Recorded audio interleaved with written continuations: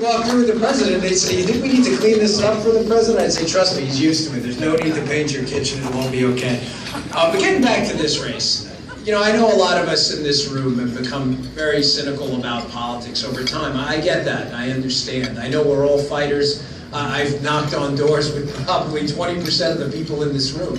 I understand that, but I understand also as well that the country's we're at a turning point. It's a tough time. And a lot of us have become very cynical. And I'll tell you, at sometimes when it's night and I'm sitting in the bed and Paula's watching some show and I'm bothering her with, talking when the commercials aren't on, sometimes I'll say to her, am I driving you nuts with this? And she'll, of course, say, "No, it's fine." And I can see the look like, "Please stop it." But I get cynical too. It's been a rough couple of years. But it was interesting. There's something I noted about Senator Paul's campaign. It's what you do before the primary that matters. Listen, everybody's got some form of skin in the game, and everybody's got some degree if they want something for themselves, but that's not this man's primary motivation.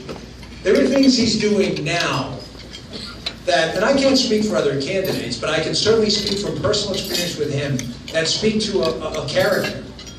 He's showing up at places where the Republican Party, let's be honest, we haven't done a very good job. You know what? We don't have a messaging problem, folks. We have a marketing problem. What's our message? Keep more of your money? We pick where your kid goes to school and pick your own health care? That's really not a complicated message. We've had a marketing problem. We haven't been there. We haven't shown up. And it's interesting that Senator Paul's been to Berkeley and got a standing ovation. He's been to Bowie, down by us, and other historically black colleges, out there bringing the message of the Republican Party and showing people we're not what the media wants you to believe. We're the party of freedom and liberty, and we mean it, and I'm here to prove it. And showing up matters. It makes a difference. And the fact that the man you're about to hear speak has done that before the primary. You think Senator Paul needs Maryland to win? Listen, I hope he wins it. But he did it because it mattered. Because we have to go out there and spread the message. One other point on the senator. When I ran for Senate initially and ran for Congress the second time, specifically for Congress, nobody gave us a chance. Matter of fact, a lot of the people in this room represented the media. Well, I respect that. This is one of those media biased speeches. But fairly enough, they said to me, "Listen, there's not a serious political prognosticator in the entire country that says the seat's anything but safe down. No one even had it leaned down." I went to the senator, and I asked him for his help. And he showed up.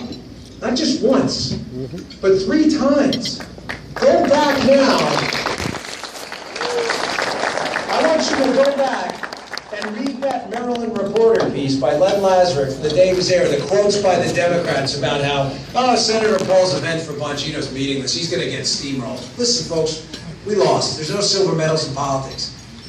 But we won on election day. We lost 5 days later because we fought and we knocked on the doors, and because people like Senator Rand Paul were willing to not buy into these myths that there are blue states and red states, but that the fight is everywhere, and the sacrifice and the effort you're willing to put in matters. It's not always the result, and I will never forget that. I'll leave you with this one point, because this is my last time in Maryland, and I'm honored to be introducing this unbelievable representative of liberty and freedom, and hopefully our next president.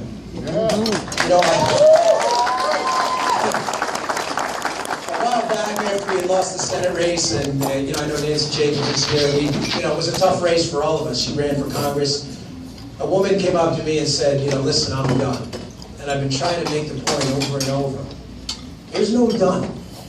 You don't get to be done. Because as my good friend Tim Daughtry, who's an amazing conservative speaker, once said, and never forget this, we are the leaders we've been waiting for. It's all about you. So Senator Paul, it is an honor to introduce you. You're a man of character and courage, and thank you so much for coming out tonight. Senator Rand Paul.